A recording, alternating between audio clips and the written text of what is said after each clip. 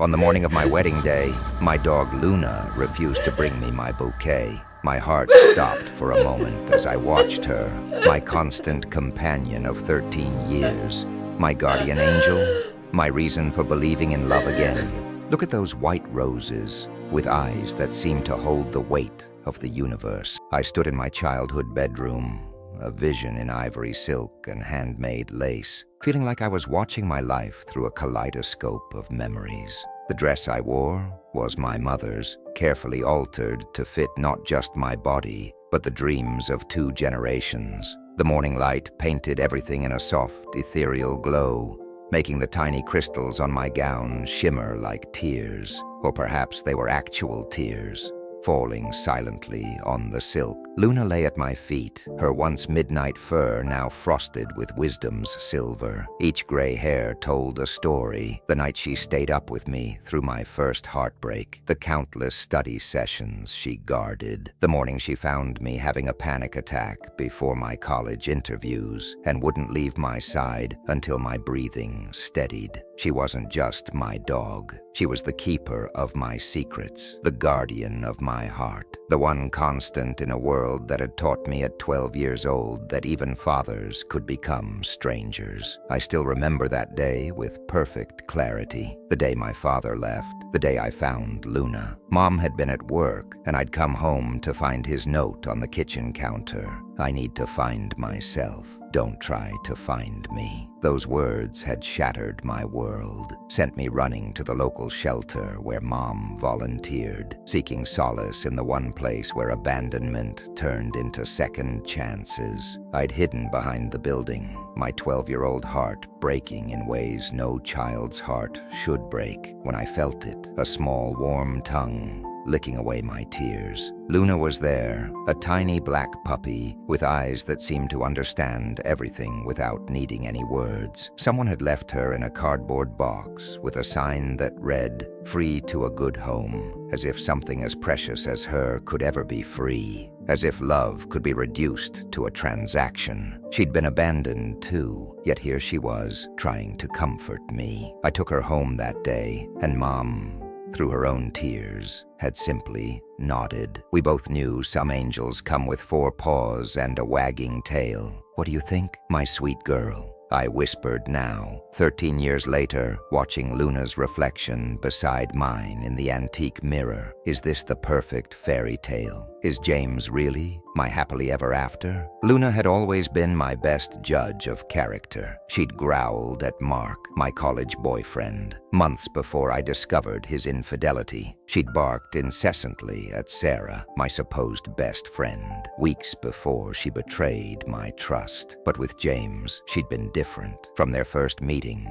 she'd rested her head on his lap, given him her beloved tennis ball. Her seal of approval had meant more to me than any diamond ring. Yet today, something was different. When Mom called up about the bouquet, the cascade of white roses and lilies I'd chosen to match Luna's collar, my faithful companion didn't bounce up as she had during all our practice runs. Instead, she pressed herself against my legs with a tremor I'd never felt before. "Luna, fetch bouquet," I said softly, then more firmly when she didn't move. But those eyes, those deep chocolate eyes that had seen me through every joy and sorrow, just stared up at me with an intensity that made my carefully applied makeup feel like a mask, my perfect dress like a costume. That's when I noticed it, the slight wheeze in her breathing, the trembling in her legs that seemed to come from somewhere deeper than excitement or age. My hand shook as I knelt beside her, my mother's dress pooling around us like a cloud, or perhaps like the wings of an angel folding around a prayer. "Luna?" My voice cracked as I ran my hands over her body, the body that had curled around me through thunderstorms, anxiety attacks, and nights when the absence of a father felt like a physical wound. Her heart was racing beneath my fingers, her breathing labored in a way that sent ice through my veins. The signs had been there, I realized with a horror that threatened to shatter my perfect bridal facade. The decreased appetite I'd attributed to wedding stress, the slowing on our morning walks I'd blamed on the summer heat, the longer naps that I'd dismissed as normal aging. But Luna my brilliant, beautiful Luna had known.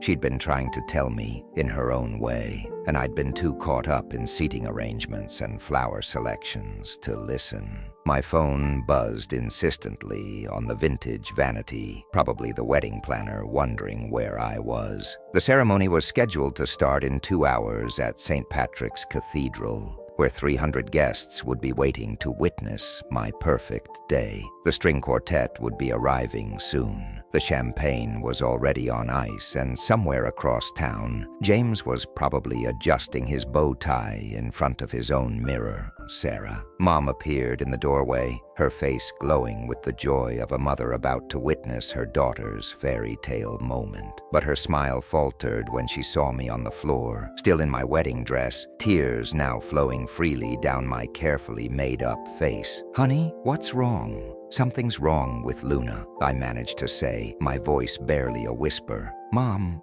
I think she's..." Mom knelt beside us, her mother's intuition immediately recognizing what I couldn't bring myself to say. She'd been a vet tech for 30 years before retiring. Her hands moved expertly over Luna's body, confirming what my heart already knew. "Oh, sweetheart," she said softly, and in those 2 words, I heard the weight of everything she wasn't saying. "We need to get her to the vet," I said, already reaching for my keys, but Mom's gentle hand on my arm stopped me. "Sarah, honey," she hesitated, choosing her words carefully. "The wedding. Everyone's waiting." "I don't care." The words burst from me with a force that surprised us both. "She's been there for every moment of my life, Mom. Every single moment. When Dad left. When I thought I couldn't survive another day of high school. When I got rejected from my first choice college. Luna was there. She's never left me. Never." As if understanding she was the topic of conversation, Luna lifted her head weakly and tried to lick away my tears, just as she had that first day behind the shelter. The simple gesture broke something inside me, and suddenly I was sobbing. Really sobbing. Mascara running, shoulders shaking, bridal perfection forgotten. "The day Dad left," I continued, my voice thick with tears, "he promised he'd be at my wedding. He promised he'd walk me down the aisle. But promises were easy for him to break. Luna, though, she's kept every promise she ever made to me. She promised to love me unconditionally, to be there when I needed her, to never leave me alone. She's kept those promises for 13 years. Mom was crying now, too, her hand resting on Luna's graying head. "What do you want to do?" I looked at my reflection in the mirror. The $1,000 dress, the professional makeup, the perfect hair. Then I looked at Luna, who was still trying to comfort me despite her own pain. In her eyes, I saw every memory we'd shared, every moment of joy and sorrow, every lesson she'd taught me about what love really means. "Get me the phone," I said firmly. "I need to call James." Mom hesitated for just a moment before reaching for my phone. As she handed it to me, Luna did something she hadn't done all morning. She wagged her tail, just slightly, but it was enough to tell me I was making the right choice. James answered on the first ring. "Hey, beautiful. Ready to become Mrs. Anderson?" I took a deep breath, looking down at Luna, who had laid her head in my lap, her eyes never leaving my face. "James, there's something I need to tell you." The silence on the other end of the phone after I explained the situation felt like an eternity.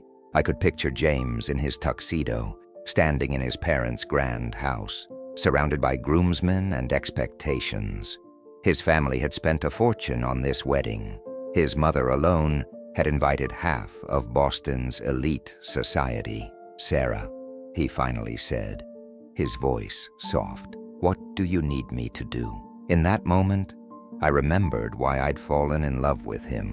3 years ago, when he'd first met Luna, she'd immediately given him her favorite tennis ball, something she'd never done with anyone else. "Dogs know," my mom had said.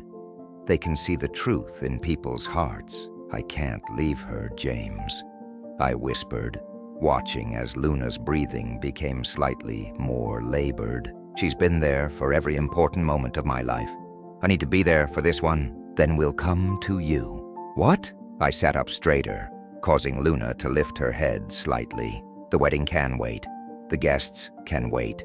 Everything can wait, James said firmly. But if you're right about Luna's condition, that can't wait. Let me call Father Michael. He can bring his car instead of the limo. Fresh tears spilled down my cheeks, but this time they weren't just from sorrow. You'd do that? Your mother will be furious. The caterers, the band, everyone. Sarah. James interrupted gently. Do you remember what I said when I proposed? I said I wanted to marry you because you taught me that love isn't about grand gestures or perfect moments. It's about being there for someone when they need you most. Luna taught you that, and you taught me, so let us be there for both of you. Mom, who had been listening, was already on her phone, presumably calling Dr. Peterson, Luna's vet since she was a puppy. Luna's tail thumped weakly against the floor at the mention of his name. How fast can you get here? I asked James, running my fingers through Luna's soft fur. Give me 30 minutes. Father Michael lives closer. He'll be there sooner. And Sarah, keep your dress on. You're still getting married today, just not quite the way we planned. As I hung up the phone, Luna did something that made my heart both soar and break. She slowly got to her feet, walked to where my bouquet lay forgotten, and finally, gently picked it up in her mouth. She brought it to me, her steps shaky but determined, and placed it in my lap. Oh, Luna, I whispered, wrapping my arms around her neck. You were just waiting for the right moment, weren't you? Making sure I was making the right choice. Her warm brown eyes seemed to smile, even as her body trembled with the effort of standing, always my guardian angel. Even now, making sure I started my married life with my priorities straight and my heart true. Mom returned, her eyes bright with tears and determination. Dr. Peterson is on his way. He said he'll be here in 15 minutes. She knelt beside us, carefully adjusting my dress. And Sarah, your father called the house this morning. He's in town. He wanted to know if it was too late to come to the wedding. I looked down at Luna, who had settled back at my feet, her head resting on my silk-covered lap. For 13 years, she'd been my protector, my comfort, my strength. She'd filled the void left by a father who couldn't keep his promises, showing me what unconditional love truly meant. Tell him, I said softly, that the wedding has changed. But if he wants to meet the one who really walked me through life's most important moments, he should come now. The next hour passed in a blur of activity, but not the kind I'd expected on my wedding day. Instead of walking down a cathedral aisle, I sat on my childhood bedroom floor, in my mother's wedding dress, cradling Luna's head in my lap. Dr. Peterson arrived first, his familiar kind face showing both professional concern and personal sorrow. He'd known Luna since she was a scrappy rescue puppy. Her heart is failing, he confirmed gently after examining her. She's been hiding it well, as dogs often do, but she's fighting to stay strong for you, especially today. Father Michael arrived next, still in his formal robes, carrying not just his Bible but also a small vial of holy water. He took one look at the seen me in my wedding dress on the floor, Luna's head in my lap, and simply nodded. He'd known me since I was a child, had blessed Luna every year at the feast of St. Francis. He understood. Then came the sound of car doors closing outside, James's voice, and another voice I hadn't heard in 11 years. Sarah. My father stood in the doorway, older than I remembered, grayer, his confident stance replaced by something more hesitant. His eyes moved from me to Luna, then back again. I saw her the day you found her. I was parked across from the shelter, working up the courage to come home. I watched you crying, and then this little black puppy made you smile, and I drove away. I told myself you'd be okay, because you had found something I couldn't give you, unconditional love. Luna lifted her head slightly, and to everyone's surprise, wagged her tail at my father. She'd never met him, but somehow, she seemed to understand the magnitude of this moment. James appeared behind my father, still in his tuxedo but with his bow tie undone. Without hesitation, he came and sat beside me on the floor, placing his hand gently on Luna's side. "Hello, beautiful," he whispered, and I wasn't sure if he was talking to me or Luna. What happened next wasn't anything like the wedding I'd planned. Instead of a cathedral filled with flowers and society's finest, my childhood bedroom became a sanctuary. Father Michael stood by the window, where the late morning light created a natural altar. Mom sat on one side of me.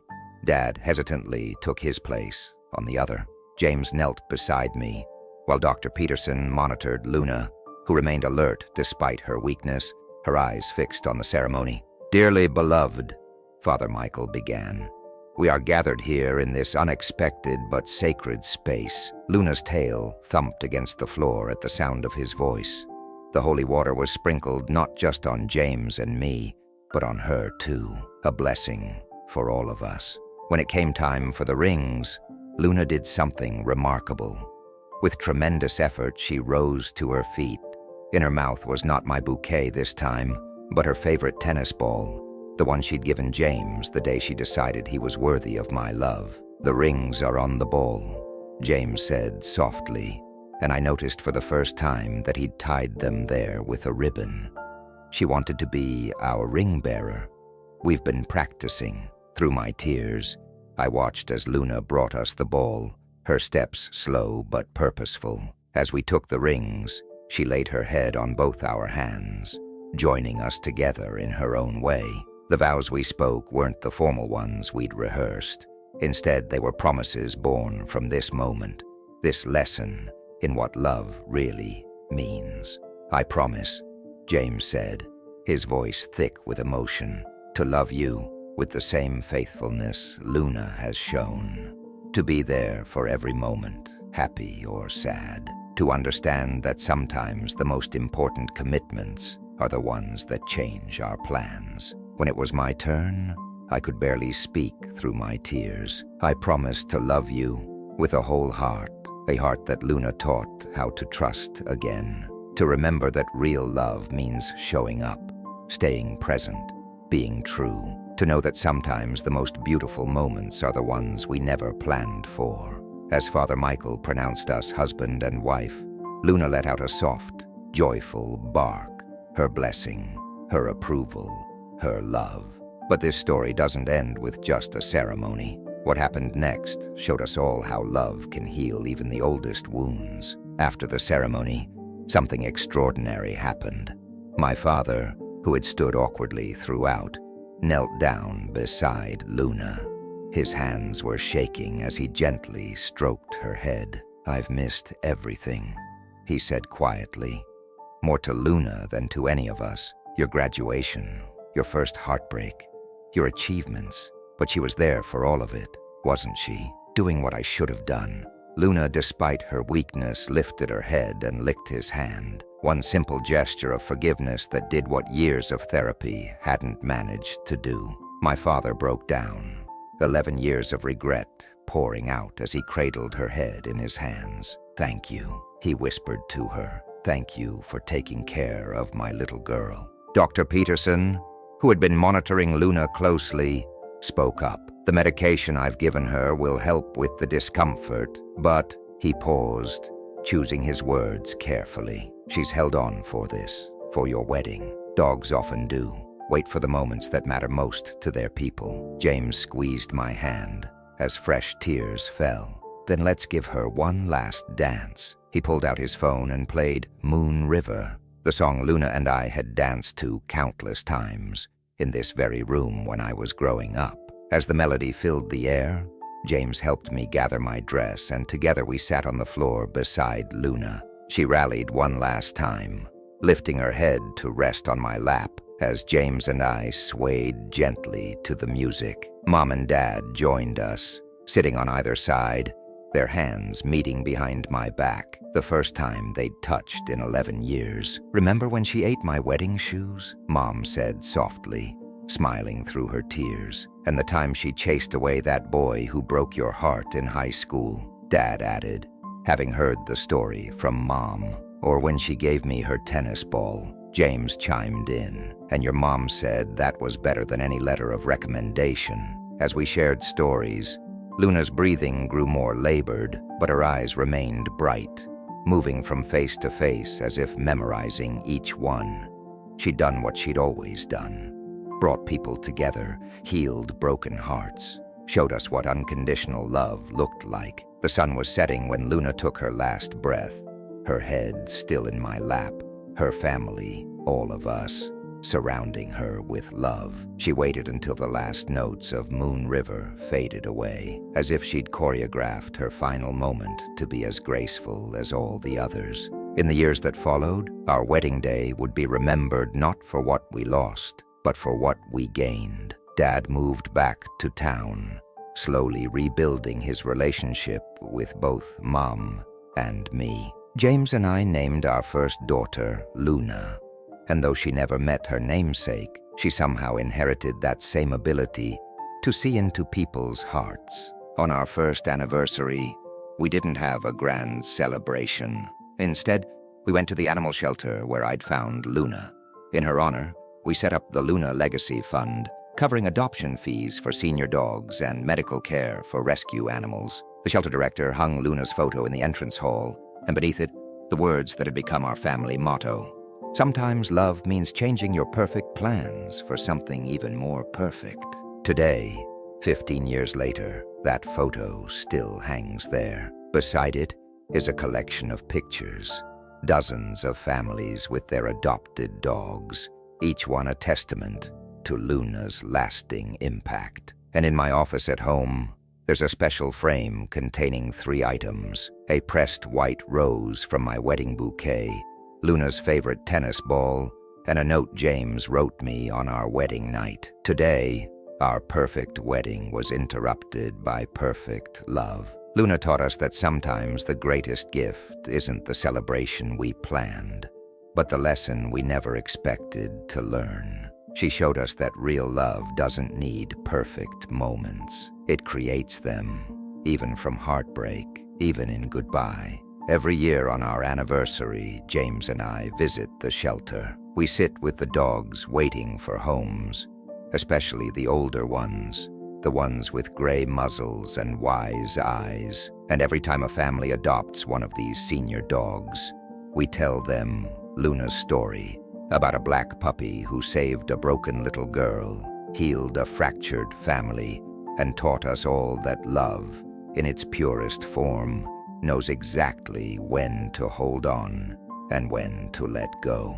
As I write this, our youngest son is playing in the backyard with our latest rescue, a senior German shepherd named Shadow. Like Luna, he came to us with gray on his muzzle and wisdom in his eyes. Sometimes, when the light hits just right, I see him looking at our family the way Luna did on our wedding day, with that mixture of pride and love that seems to say, "See, this is what happens when you let love change your plans." And he's right, because sometimes the most beautiful love stories aren't the ones we plan, but the ones that plan themselves, guided by pause and heartbeats, and the kind of wisdom that can only come from a soul that has loved us unconditionally from the very first moment.